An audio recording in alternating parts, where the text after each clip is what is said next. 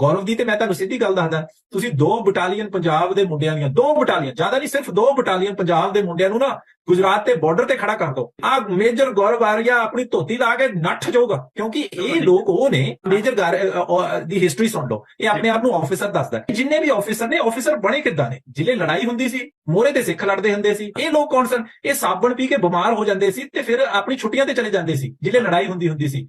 ਤੇ ਹੁਣੇ ਟੀਵੀ ਤੇ ਬਹਿ ਕੇ ਗੱਪਾਂ ਮਾਰਦੇ ਨੇ। ਮੁੰਡੇ ਭੇਜ ਦੋ ਥੋੜੇ ਜਿਹੇ, 2-3 ਬਟਾਲੀਅਨ ਉਦਾਂ ਹੀ ਘੁੰਮਣ ਫਿਰਨ ਨੂੰ ਭੇਜ ਦੋ। ਗੁਜਰਾਤੀਆਂ ਨੇ ਕਹਿਣਾ ਕੱਲ ਨੂੰ ਕਸ਼ਮੀਰ ਲੈ ਲਓ। ਇਹਨਾਂ ਦੀ ਜਿਹੜੀ ਤਾਰੀਖ ਹੈ, ਇਹਨਾਂ ਦਾ ਇਤਿਹਾਸ ਹੈ, ਥੋੜਾ ਜਿਹਾ ਪੜ੍ਹ ਕੇ ਦੇਖੋ। ਦਿੱਲੀ 'ਚ ਕਦੀ ਲੜਾਈ ਨਹੀਂ ਹੋਈ, ਗੁਜਰਾਤ 'ਚ ਕਦੀ ਲੜਾਈ ਨਹੀਂ ਹੋਈ। ਇਹ ਲੜਾਈ ਤੋਂ ਪਹਿਲਾਂ ਹੀ ਹਥਿਆਰ ਸਿੱਟ ਕੇ ਨੱਠ ਜਾਂਦੇ ਨੇ। ਜੇ ਪੰਜਾਬ ਦੇ ਮੁੰਡੇ ਨਾ 2 ਗੇੜੇ ਹੀ ਮਾਰ ਦੇਣ, ਪੰਜਾਬ ਦੇ ਮੁੰਡਿਆਂ ਦੀਆਂ ਤੁਸੀਂ 2 ਜੀਪਾਂ ਭਰ ਕੇ ਨਾ 2-4 ਗੁਜਰਾਤ ਦੇ ਆਲੇ ਦੁਆਲੇ ਗੇੜੇ ਮਾਰ ਦੇਣ, ਆਦਾ ਨਾ ਕਿ ਉੱਤੇ ਲਿਖਿਆ ਹੋਵੇ ਜੀ ਪਾਕਿਸਤਾਨ ਦਾ ਝੰਡਾ, ਇਹਨਾਂ ਨੇ ਤੇ ਸਾਰੇ ਨੇ ਹਥਿਆਰ सिट के नट।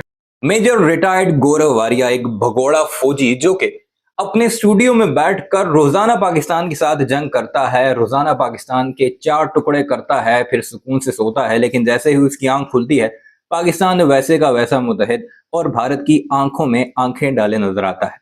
मेजर गौरव आर्य के बारे में आप अक्सर हमारी वीडियोस में देखते हैं और वीडियो के शुरू में आपने जो छोटा सा क्लिप देखा है उसमें सिख रहनुमा किस तरह मेजर गौरव आर्य को उसकी औकात दिखा रहा है और बाकायदा बता रहा है कि अगर सिख रेजिमेंट्स, जो 2 रेजिमेंट्स इस वक्त, 2 बटालियन, 2 रेजिमेंट्स इस वक्त काम कर रही हैं, अगर उन्हें भारतीय फौज से हटा दिया जाए तो पीछे उनके पास कुछ नहीं बचता, क्योंकि जितने भी मुश्किल महाज हैं उस पर हमेशा वो या सिखों को भेजते हैं या नेपाली गोरखाओं को आगे करते हैं। बहरहाल मेजर गौरव आर्य के बारे में बात कर लें, इस वक्त सबसे ज्यादा एक्टिव आपको वही नजर आता है, मीडिया चैनल्स हो या फिर उसका अपना डिजिटल चैनल या यूट्यूब चैनल, जिस पर वो हर वक्त बकवास करता रहता है, पाकिस्तान के बारे में बकवास और घटिया जुबान का इस्तेमाल करता है। लेकिन उसके बारे में खुद अब उसके अपने लोग ये कहते हैं कि कारगिल की जंग जब शुरू होने वाली थी तो इसे जैसे ही पता लगा कि इसकी बटालियन को आगे मूव करना पड़ेगा और हो सकता है जंग में हिस्सा लेना पड़े, तो ये बीमार हो गया और उसके बाद फौरी तौर पर उसने इस्तीफा दे दिया या फिर रिटायरमेंट ले ली। ये है इस जरी बहादुर जवान की कुल औकात या कुल हकीकत, जो सोशल मीडिया पर बैठकर तो पाकिस्तान के टुकड़े टुकड़े करता है इसी के अल्फाज से कि पाकिस्तान का हलवा बना देंगे, पाकिस्तान में LOC पर आग लगा देंगे, और इवन के BLA और TTP से ये अपीलें करता दिखाई दिया कि सारी की सारी फौज जो है वो पाकिस्तान की वेस्टर्न बॉर्डर से ईस्टर्न बॉर्डर पर आ रही है, तुम लोग फौरी तौर पर अपना काम करो और हम तुम्हारे साथ हैं। यानी खुलम खुला जब ये सपोर्ट करते हैं तो फिर इन्हें तकलीफ नहीं होती, जब फिर पाकिस्तान की तरफ से आम अवाम कश्मीरी फ्रीडम फाइटर्स को सपोर्ट करती है तो फिर ये रोते रोते कभी अमेरिका के पांव में पड़ते हैं, कभी दुनिया की बड़ी ताकतों को, कभी UN को बीच में इन्वॉल्व करके कहते हैं कि पाकिस्तानी हमें मारते हैं। अब इसके चैनल का अगर आप बगौर जायजा लें, जो पहली वीडियो उसने पहलगाम के बाद बनाई थी, बड़ा जो है वो चलता फिरता बॉलीवुड स्टाइल पे आया था, और उसने वीडियो बनाई थी नरेंद्र मोदी के लिए, जहां उसने इंडस वाटर ट्रीटी और बाकियों की बात की थी। वहीं उसने कहा था कि मिलिट्री एक्शन होना चाहिए पाकिस्तान के साथ, और उसने 1 हफ्ते का तब टाइम दिया था। अगर आप उसकी वीडियो पर जाकर देखें जो पहली वीडियो है, तो उसने ये कहा था कि 1 हफ्ते के अंदर अंदर हम पाकिस्तान को बर्बाद कर देंगे मिलिटरीली। ये नहीं कहा था कि हम उसको इकोनॉमिकली तबाह करेंगे या डिप्लोमेटिकली तबाह करेंगे।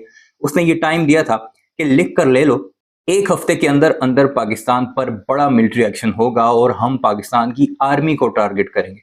एक चैनल पर इसने कहा था कि मैं 1 करोड़ रुपया दूंगा, जिसने आसिम मुनीर का सर लाकर मुझे दिया, और इस तरह की बेशुमार ऐसी बकवासियात ये अपने सोशल मीडिया चैनल पर करता रहता है। और इसका ऐसे फायदा भी इसलिए होता है कि वो मूर्ख जो भारत में बैठे हैं, जो इसे देखते हैं, इसके व्यूज बढ़ते हैं इसके डॉलर्स आते हैं, और वो मूर्ख के मूर्ख ही रहते हैं। दूसरी बात, इसने जब 1 हफ्ता गुजरा, फिर उसने बात की कि अगले 10 दिन में एक बड़ा एक्शन हो जाएगा, लेकिन 10 दिन भी गुजर गए लेकिन कोई एक्शन ना हो।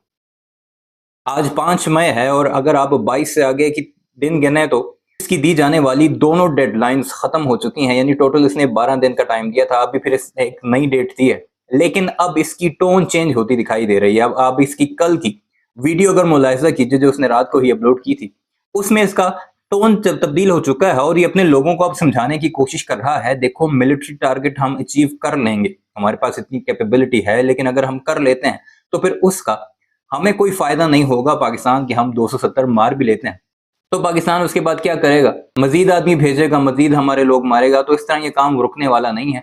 हमें पाकिस्तान को इकोनॉमिकली डैमेज करना है।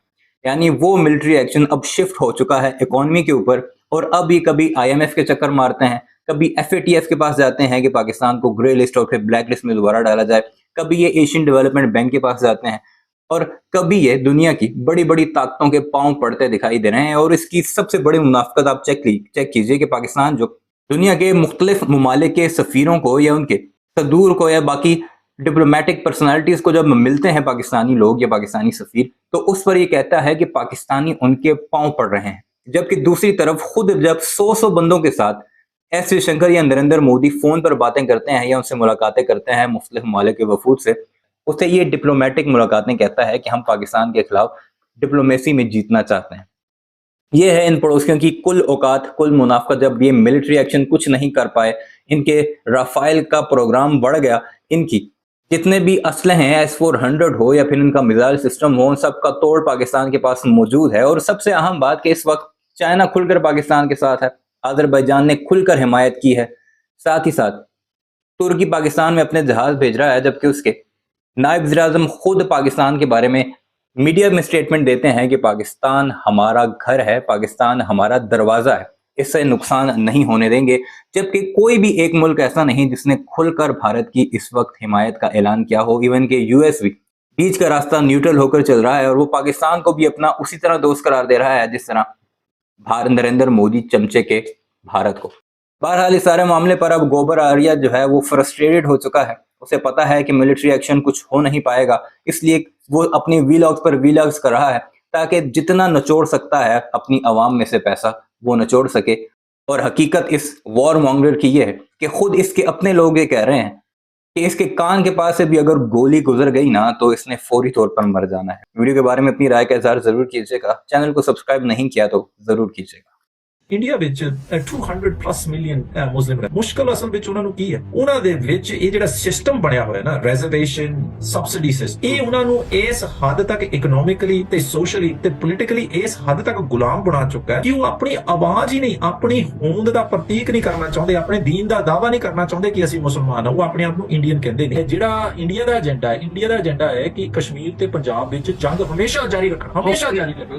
ਠੀਕ ਹੈ ਜੀ, ਇਹ ਇੱਕ ਹਿੰਦੂਤਵਾ ਪਾਲਿਸੀ ਦਾ ਹਿੱਸਾ ਹੈ। ਕਿਉਂ ਕਰਨਾ ਚਾਹੁੰਦੇ ਨੇ? ਕਿਉਂਕਿ ਇੱਕ ਤੇ ਉਹ ਇਸਲਾਮ ਨੂੰ ਬਦਨਾਮ ਕਰਨਾ ਚਾਹੁੰਦੇ ਨੇ। Islamic people are inherently violent and are inherently uncivilised. ਇਹ ਹਿੰਦੂਤਵਾ ਪਾਲਿਸੀ ਦਾ ਇੱਕ ਹਿੱਸਾ ਹੈ। ਗੌਰਵ ਦੀ ਤੇ ਮੈਂ ਤੁਹਾਨੂੰ ਸਿੱਧੀ ਗੱਲ ਦੱਸਦਾ, ਤੁਸੀਂ 2 ਬਟਾਲੀਅਨ ਪੰਜਾਬ ਦੇ ਮੁੰਡਿਆਂ ਦੀਆਂ, 2 ਬਟਾਲੀਅਨ, ਜ਼ਿਆਦਾ ਨਹੀਂ, ਸਿਰਫ 2 ਬਟਾਲੀਅਨ ਪੰਜਾਬ ਦੇ ਮੁੰਡਿਆਂ ਨੂੰ ਨਾ ਗੁਜਰਾਤ ਤੇ ਬਾਰਡਰ ਤੇ ਖੜਾ ਕਰ ਦੋ। ਆ ਮੇਜਰ ਗੌਰਵ ਆਰੀਆ ਆਪਣੀ ਧੋਤੀ ਲਾ ਕੇ ਨੱਠ ਜਾਊਗਾ। ਇਹ ਜਿੰਨੇ ਵੀ ਆਫੀਸਰ ਨੇ, ਆਫੀਸਰ ਬਣੇ ਕਿੱਦਾਂ ਨੇ? ਜਿੱਲੇ ਲੜਾਈ ਹੁੰਦੀ ਸੀ ਮੋਰੇ ਤੇ ਸਿੱਖ ਲੜਦੇ ਹੁੰਦੇ ਸੀ। ਇਹ ਲੋਕ ਕੌਣ ਸਨ? ਇਹ ਸਾਬਣ ਪੀ ਕੇ ਬਿਮਾਰ ਹੋ ਜਾਂਦੇ ਸੀ ਤੇ ਫਿਰ ਆਪਣੀ ਛੁੱਟੀਆਂ ਤੇ ਚਲੇ ਜਾਂਦੇ ਸੀ ਜਿੱਲੇ ਲੜਾਈ ਹੁੰਦੀ ਸੀ। ਤੇ ਹੁਣੇ ਟੀਵੀ ਤੇ ਬਹਿ ਕੇ ਗੱਪਾਂ ਮਾਰਦੇ ਨੇ। ਮੁੰਡੇ ਭੇਜ ਦੋ ਥੋੜੇ ਜਿਹੇ, 2-3 ਬਟਾਲੀਅਨ ਉਦਾਂ ਹੀ ਘੁੰਮਣ ਫਿਰਨ ਨੂੰ ਭੇਜ ਦੋ। ਉਹ ਗੁਜਰਾਤੀਆਂ ਨੇ ਕਹਿਣਾ ਕੱਲ ਨੂੰ ਕਸ਼ਮੀਰ ਲੈ ਲਓ। ਦੇਖੋ ਜਿਹੜੀ ਮੁਸ਼ਕਲ ਆਪਾਂ ਨੂੰ ਆਉਂਦੀ ਹੈ, ਜਿਹੜੀ ਆਪਾਂ ਇੰਡੀਆ ਦੀ ਸਿਆਸੀ ਜਿਹੜੀਆਂ ਜਮਾਤਾਂ ਉਹਨਾਂ ਵੱਲ ਦੇਖਦੇ ਹਾਂ, ਸਾਨੂੰ ਇਹ ਸਮਝਣ ਦੀ ਲੋੜ ਹੈ ਤੁਸੀਂ ਉੱਥੇ ਸਿਆਸਤ ਕਿਵੇਂ ਕਰ ਸਕਦੇ ਹੋ ਜਿੱਲੇ ਉੱਥੇ ਗਵਰਨਮੈਂਟ ਬੈਕਡ ਤੇ ਗਵਰਨਮੈਂਟ ਫੰਡਡ ਆਰਗੇਨਾਈਜੇਸ਼ਨ ਹੈਗੀਆਂ ਆ ਜਿਨ੍ਹਾਂ ਵਿੱਚ ਮਿਲਟਰੀ ਇੰਟੈਲੀਜੈਂਸ ਅਤੇ ਸਟੇਟ ਅਤੇ ਪੁਲਿਸ ਇੰਟੈਲੀਜੈਂਸ ਜਿਹੜੇ ਸਿੱਧੇ ਡਾਇਰੈਕਟਲੀ ਰਿਪੋਰਟ ਕਰਦੇ ਨੇ RSS ਹੈਡਕੁਆਟਰ ਦੇ ਵਿੱਚ। ਠੀਕ ਹੈ ਜੀ।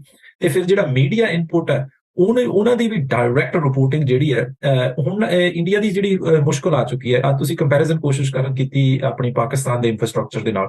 ਪਾਕਿਸਤਾਨ ਦੇ ਨਾਲ ਕਦੀ ਵੀ ਕੰਪੈਰੀਜ਼ਨ ਨਹੀਂ ਕੀਤਾ ਜਾ ਸਕਦਾ ਇੰਡੀਆ ਦੇ ਸਟਰਕਚਰ ਦਾ, ਕਿਉਂਕਿ ਜਿਹੜਾ ਇੰਡੀਆ ਦਾ ਸਟਰਕਚਰ ਹੈ ਉਹਦਾ ਮਾਡਲ ਹੈ ਮਨੁਸਿਮਰਤੀ ਤੇ ਆਧਾਰਿਤ ਹੈ। ਮਨੁਸਿਮਰਤੀ ਇੱਕ ਪੋਲੀਟੀਕਲ ਆਈਡੀਓਲੋਜੀ ਹੈ ਜਿਹਦੇ ਵਿੱਚ ਗੁਲਾਮੀ ਤੇ ਆਪਣੀ ਗੁਲਾਮੀ ਤੇ ਆਪਣੇ ਹਾਲਾਤ ਦੇ ਖਿਲਾਫ ਆਵਾਜ਼ ਉਠਾਉਣ ਨੂੰ ਬਲਾਸਫੇਮੀ ਕਹਿੰਦੇ ਨੇ।